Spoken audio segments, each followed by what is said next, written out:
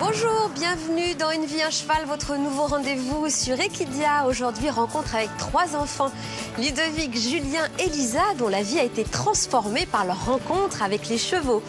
Et puis, nous discuterons de ce rapport tout particulier des enfants à l'animal, au cheval en particulier.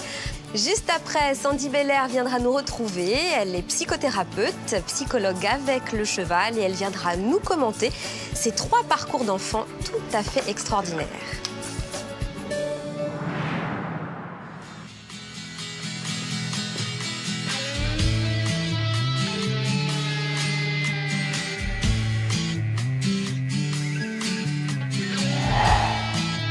Bien souvent, les destinées humaines se dessinent dès la plus tendre enfance. Pour certains, c'est en montant sur un cheval que tout est apparu. Depuis qu'il est petit, Julien est hyperactif. Après plusieurs tentatives de traitement, seule l'équithérapie lui a apporté un réconfort. Aujourd'hui, Julien vit ce changement comme un nouveau départ. Quand j'ai rencontré la première fois un cheval, j'ai senti comme une renaissance. Il était une fois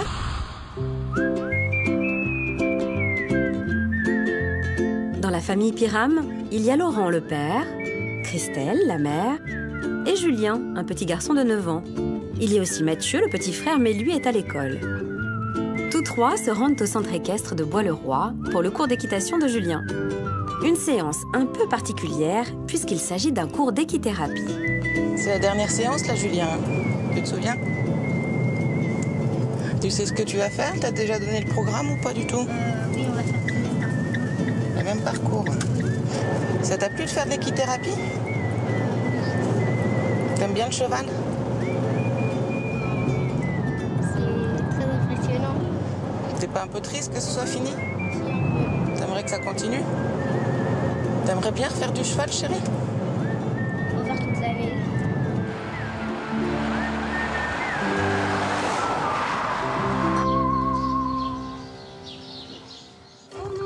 Dans les bois, pendant que le loup n'y est pas. Si le loup... Sonia Boros est éducatrice en équithérapie, c'est-à-dire une thérapie fondée sur la présence du cheval.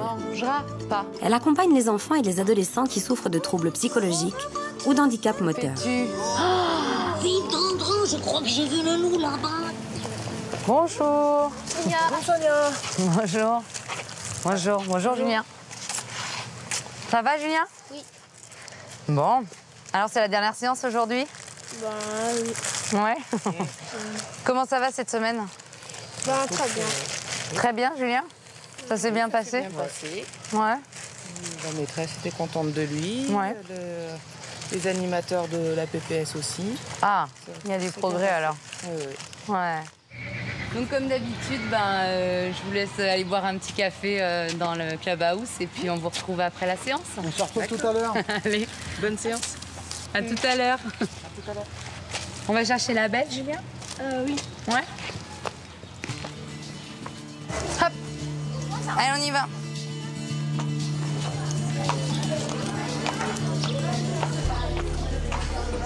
Alors, le parcours d'aujourd'hui. Je te montre. On va commencer par les cerceaux. Donc, cerceau, pied gauche, pied droit, pied gauche, pied droit.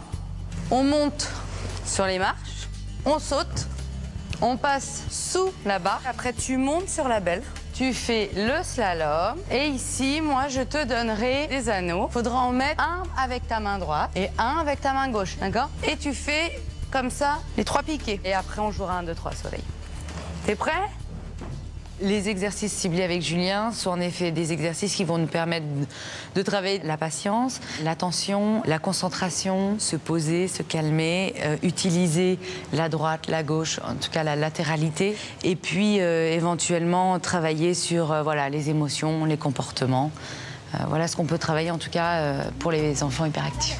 Oh là, oh là, oh là, oh là là. Raccourci tes rênes. Voilà. Très bien. Allez, vas-y, continue.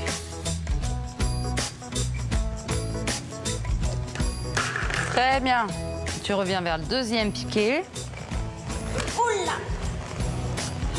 Ok. Très bien, Julien. C'est bon?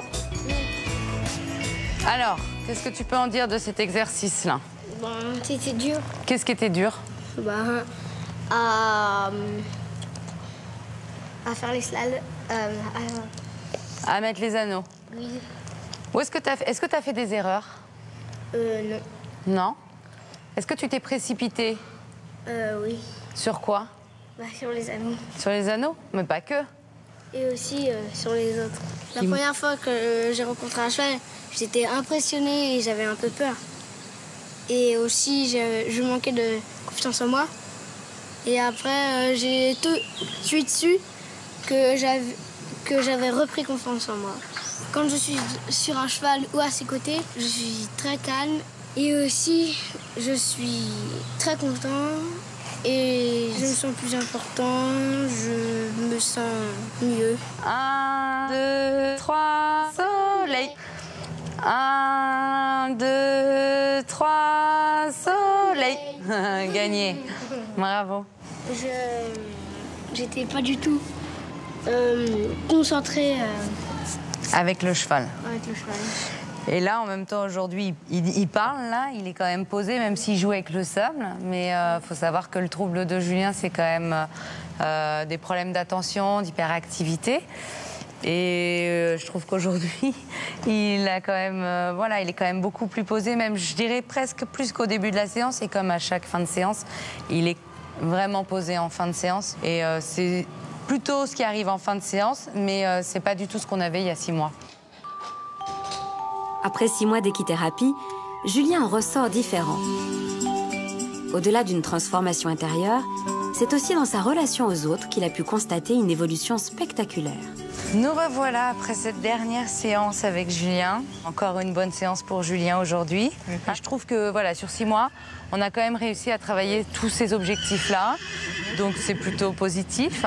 Tout le travail aussi qu'on a fait jusque-là, c'est savoir être mieux et plus en relation avec les autres. D'ailleurs, il exprime très bien qu'aujourd'hui, il a plus de copains à l'école, que ça se passe beaucoup mieux dans sa relation avec les autres. Donc c'est encore aussi un travail qui va se continuer, travailler, monter à cheval, mais dans un groupe. Donc savoir respecter les autres, les règles. Et je trouve même que Julien a une très bonne accroche avec les chevaux, même si au départ il avait du mal avec les animaux. Je pense que ça serait intéressant qu'il puisse continuer et monter à cheval l'année prochaine, quoi. Mais rester au contact du cheval parce que ça lui va très bien. C'est un bon cavalier. Fort de cette dernière séance avec Sonia, Julien peut désormais avoir des relations harmonieuses au sein de sa famille. Des relations qui, jusqu'à maintenant, étaient plutôt tendues à cause de son hyperactivité. Avant, ça se passait très mal et maintenant, ça se passe mieux. Parce que moi et mon petit frère et mes parents, on s'entend de mieux en mieux. Et on communique plus. Et on s'entend mieux. Donc, on s'entend mieux. Et avec mon petit frère aussi. Et après, il nous faut un pot de sucre. 2 œufs. Maintenant, tu mélanges. Moi, je veux mélanger. On va commencer, après tu laisses un peu Mathieu aussi mélanger. Très bon. Elle est parfaite. Hop. Et voilà. La rencontre avec le cheval, avec l'équithérapie, mais le cheval, a vraiment été un déclic pour lui. Ça a été magique et dès la 2e séance, ça a vraiment été un déclenchement dans sa relation avec les autres parce que il a appris à les écouter et depuis, il a trois vrais bons copains et maintenant, il est plus épanoui.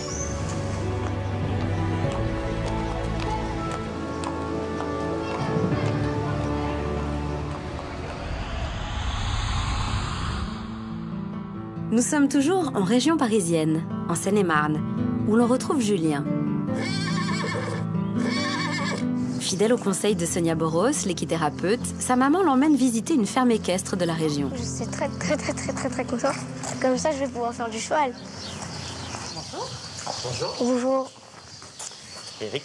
Estelle, Julien. Enchanté. Voilà. Donc on vient pour une inscription, pour voir un peu la ferme et puis voir ce qu'on peut proposer. Donc c'est pour Julien, c'est un pour enfant Julien. de Il a 9 ans. 9 ans, ok. J'ai 9 ans. Voilà, j'ai bien fait une petite période d'équithérapie de 6 mois. D'accord. Et puis là, ça se finit. Et il aimerait bien continuer. Dans un club. J'ai entendu parler qu'il y avait un petit poulain qui était né il n'y a pas très longtemps. Oui, alors on a un petit poulain qui est né il n'y a pas très longtemps, qui a une quinzaine de jours. Comme il a perdu sa maman, on biberonne un peu. Voilà. Ah bah, c'est sympa. Donc là, on arrive dans la partie poney. L'avantage du poney, c'est qu'il a un caractère plus ou moins différent les uns des autres. Donc ça, c'est un petit peu les poneys que Julien va rencontrer. Toi, t'as l'air très gentil. Salut, toi. Qu'est-ce que tu peux rentrer déjà? C'est un petit. Comment c'est lui? Oui. Tu peux lui donner son biberon. Bien que tu gardes le femelle en bas pour que le lait descende bien dans la tétine. Eh ben, c'est fou. Il donne de l'appétit. C'est petit. Eh ben, t'as très soif, toi. Tous les matins, on va à la chèvrerie à côté et puis on prend 15 litres de lait de chèvre. Et souvent, le premier biberon qu'il a, il est tout chaud. C'est comme si c'était un vrai petit bébé. Oui, c'est presque ça. Ça, c'est un gentil petit poulain. C'est formidable parce que c'est vrai qu'il avait très très peur des animaux. Surtout des gros chiens. Des gros chiens. On avait été visiter une ferme équestre, non pas une ferme équestre, une ferme pédagogique dans Lyon. Et on pouvait rentrer dans les enclos, donner le biberon aux petites piquettes, les porter. Et Julien ne voulait même pas rentrer dedans. Donc il courait un peu partout parce que c'était trop d'énergie, trop d'émotions. Il ne savait pas comment le gérer. Mais il refusait de rentrer. Le fait de pouvoir donner le biberon au poulain, c'est formidable, quoi. C'est inespéré. Avant, j'avais super peur des chevaux. Et maintenant, j'ai plus très très peur. Mais maintenant, j'adore les chevaux. Et c'est bien. Eh ben, non, c'est...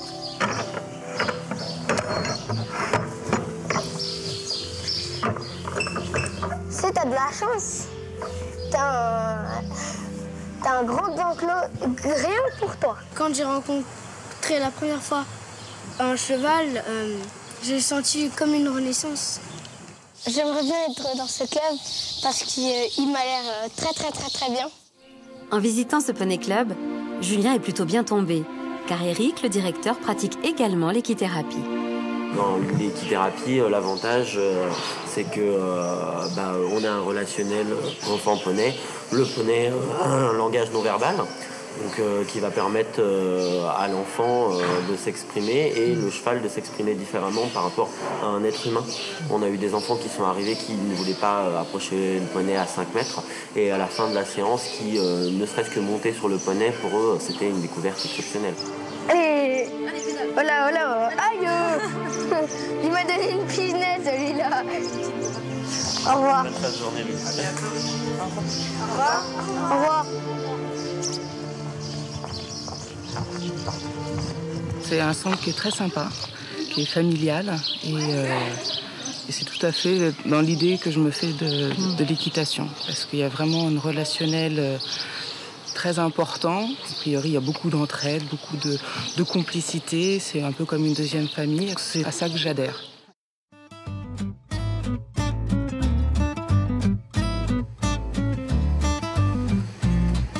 L'autre passion de Julien, c'est la pêche à la ligne. Mais là, c'est le papa qui prend les choses en main. Sortez les cannes. Julien, tu veux celle-là ou pas? La pêche est l'occasion pour Julien de mettre à profit ses progrès relationnels. Désormais, il peut partager ce loisir avec ses copains, chose qui était totalement inenvisageable il y a encore quelques mois. Fais gaffe, mon gars. J'essaye. Tu fais comme ça. Tu veux me lancer hyper loin quand même? Laisse tomber, trop près. Regarde. Tu peux pas aller plus loin. Hein. Mais si. T'es filmé. C'est mieux avec la boule. Là, on est bien, elle est bien campée, là. Parfait. Voilà. Julien, tu nous pêches quoi pour ce soir? Julien, je l'ai rencontré quand j'étais tout petit. Et je suis toujours amie avec lui. Des fois, il est un peu dégoûtant, mais c'est pas grave. Il touche par exemple les vers de terre ou comme ça, mais c'est drôle. D'accord.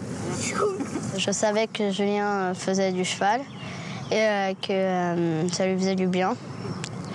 Il était un peu plus sympa avec moi, il jouait un peu plus. Au départ, il faisait n'importe quoi. Bon, là, il s'est un peu calmé, mais il va y avoir du changement encore, je pense. Toi, tu fais attention, tu surveilles bien ta machine. Pourquoi elle bouge comme ça? Eh bien, Julien, c'est un petit garçon de presque 10 ans. Il avait quelques problèmes quand même avec les autres, où il avait envie de les approcher, mais ça restait difficile pour lui. Des fois, il n'était pas toujours dans le bon moment. Et avec les séances d'équithérapie, eh bien, ça va nettement mieux. Il arrive plus à être en symbiose avec les autres, d'être dans le même moment qu'eux, et pu être un peu à l'écart, à s'occuper de ce que lui l'intéresse à ce moment-là. Donc l'équithérapie, je pense qu'elle a fait gagner beaucoup de temps. C'est bon? Est-ce que tu peux me lever la canne dès que je te le dis? Les bouleversements pour Julien ne s'arrêtent pas là. Le cheval lui offre également une issue à son traitement contre l'hyperactivité. Le cheval va m'aider à arrêter de prendre des médicaments. Maintenant, je ne peux plus vivre sans le cheval et j'aimerais bien partager avec tous mes copains les bienfaits du cheval. Avant, Julien n'avait pas d'amis. Depuis sa rencontre avec les poneys, sa vie a changé.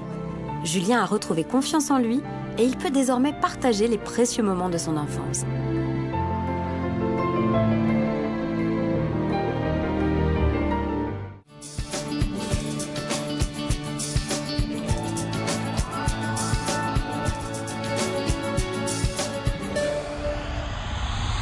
Sandy Villers, merci d'être avec nous dans Une vie, un cheval. Bonjour, merci. Vous êtes psychothérapeute et thérapeute avec le cheval également.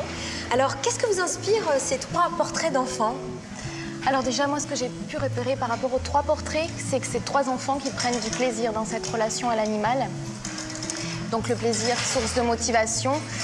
Et la motivation est une nourriture affective, voilà, qui permet à l'enfant effectivement de se nourrir, d'avancer, de se développer. Qu'est-ce que l'animal, et donc le cheval en particulier, apporte de si particulier à l'enfant? Alors, le cheval remplit 2 fonctions symboliques. Paternelle, déjà, dans un premier temps, parce qu'il est fort, il est puissant, il impose des limites, il faut le respecter. Et puis maternelle, parce qu'il est doux, il est chaud, il porte, il berce. Voilà, et ça rappelle effectivement des sensations agréables qui sont liées à la toute petite enfance. Donc l'équithérapie, c'est vraiment quelque chose qui fonctionne? C'est quelque chose qui fonctionne, oui. Moi, j'en suis persuadée. Sur toutes les pathologies? Sur toutes les pathologies. Après, ce n'est pas non plus une panacée. Hein. Je dirais ce qui est important, c'est aussi la présence autour des adultes, des professionnels qui vont porter aussi cette rencontre avec l'animal, qui vont permettre de symboliser les choses, de donner du sens à ce qui se passe. Ce qui est incroyable avec Julien, c'est qu'il avait peur des animaux, il avait peur des chevaux, et on voit qu'à la fin de sa thérapie avec le cheval, il ne peut plus s'en passer. Très souvent, en fait, cette peur de l'animal chez ces enfants qui souffrent d'agitation motrice, c'est plus leur peur à eux d'être agressifs envers l'autre. Et c'est vrai que le cheval renvoie de l'altérité. Donc forcément, c'est cette peur d'être agressif. Petit à petit, il a pu apprivoiser ses peurs et ses angoisses, ce qui a permis, voilà, de tisser une relation avec le cheval et puis après avec des pairs. On voit bien parce que les petits camarades de Julien disaient mais on ne peut pas l'approcher, il ne discute pas avec nous. Donc c'était ça, il avait peur d'agresser ses camarades. Exactement, il était dans très souvent une relation conflictuelle. Ces enfants se mettent souvent aussi en victime, hein, c'est-à-dire qu'ils vont être plutôt dans l'agression vis-à-vis des autres. Au bout d'un moment, ils sont rejetés, donc ils sont isolés. Qu'est-ce qu'on peut dire de ce parcours incroyable du jeune Ludovic qui ne savait pas écrire à l'âge de 15 ans et qui, semble-t-il, découvre à la fois la vie et ses limites à lui avec ce travail de l'AD? Oui, alors là, on est vraiment dans ce qu'on appelle aussi les nourritures affectives, hein, cette motivation, cette rencontre avec l'animal. Donc un enfant avec des carences affectives. Et c'est vrai que sa façon de... quelque part d'adopter le cheval, c'est aussi le sentiment pour lui que le cheval l'adopte. Donc c'est vrai que c'est un enfant au niveau affectif, hein, qui a retrouvé un support, quelque chose pour prendre confiance, avec une estime de soi valorisée et une confiance en soi retrouvée. Est-ce qu'il aurait pu se passer la même chose avec un autre animal, à votre avis? Pas forcément, parce que le cheval a d'autres atouts. Le cheval, il est imposant. Le cheval, il porte. Il porte, on peut monter sur son dos. Il vous fait confiance? Il nous fait confiance. On est dans une relation très fusionnelle. Où l'impression de faire aussi. Il nous relaxe, tout à fait. Et de quelle manière? Ça, c'est un de ses atouts, c'est-à-dire que quand on est sur le cheval, on a cette sensation d'être relaxé. C'est-à-dire que sur le cheval, oui, notre bassin fait un mouvement en forme de 8. Et du coup, on va travailler les muscles profonds. D'accord. Et ça permet notamment à des enfants qui ont des troubles de l'équilibre également, des troubles de la latéralisation, de retrouver un mieux-être. Qu'est-ce qu'on peut dire du cas d'Elisa, 11 ans, cette graine de championne qui est très soutenue par ses parents? Effectivement, donc là c'est vraiment un cas très différent, Elisa, hein, puisqu'on est plus quand même dans la performance, dans quelque chose de sportif, avec une volonté à toute épreuve de réussir, qui s'inscrit quand même, je pense, dans une histoire familiale, dans un projet familial. Est-ce que les parents la poussent pas un petit peu trop, cet enfant? Est-ce que c'est embêtant à cet âge-là de mettre dans la tête d'un enfant qui deviendra champion olympique ou champion du monde? Est-ce que c'est bien ou mal? C'est une question qu'on se pose tous quand on est parents. Alors c'est vrai que là, on peut se questionner sur le désir, la place du désir. Est-ce que c'est le désir de l'enfant? Et comment on fait pour savoir? Est-ce que c'est le désir des parents? Comment fait-on? Je dirais que cette petite fille va évoluer. Hein, on va pas l'enfermer déjà dans quelque chose. Et puis, elle-même trouvera certainement sa voie au contact de l'animal. Peut-être qu'elle sera une championne et que ça lui plaira. Je ne pense pas qu'elle abandonnera le cheval, parce qu'on revient toujours au cheval. Ouais. Mais voilà, peut-être que ça ne répondra pas à toutes ses attentes. On a l'impression aussi que, montant des chevaux qui sont des champions, elle a envie elle-même d'être une championne. Est-ce que ça peut jouer? Le fait qu'elle monte des chevaux qui soient très puissants, très forts, très compétitifs? Ça peut jouer, mais moi je crois que surtout c'est le regard des parents et l'attente des parents. Alors vous, Sandy, vous avez créé une association de lien entre l'animal et les enfants qui s'appelle Résilienfance. Et alors, quelle est la vocation de cette association? Alors, Résilienfance, en fait, est une association d'aide à l'enfance par la médiation animale. Donc, elle s'adresse à des enfants, des adolescents qui peuvent présenter des fragilités ou alors des pathologies physiques ou mentales. D'accord. Et alors, par exemple, est-ce que les petits personnages du film auraient pu faire appel à votre association? Je pense à Julien ou à Ludovic. Julien, Ludovic, Elisa, peut-être moins, puisque Elisa ne présente pas de pathologie ou de fragilité. On était plus là pour... c'était plutôt un portrait de l'ordre d'une performance sportive, d'un projet de vie. Mais Ludovic et Julien, oui, c'est tout à fait le genre d'enfant qu'on reçoit. Merci beaucoup pour tous ces éclairages. Et je vous donne rendez-vous bientôt pour un nouveau numéro d'Une vie, un cheval, sur Equidia, bien sûr. À bientôt.